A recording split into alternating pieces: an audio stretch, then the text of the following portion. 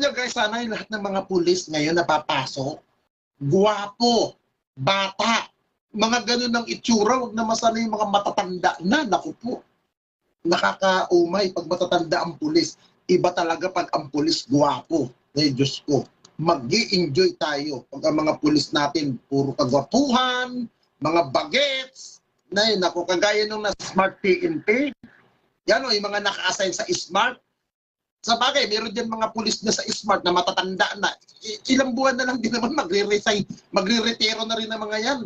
Total, ang matitira dyan yung mga bata na mga gwapo ang matitira. Kaya, ano lang natin, good luck lang natin yung mga kabagets dyan na mga pulis dyan.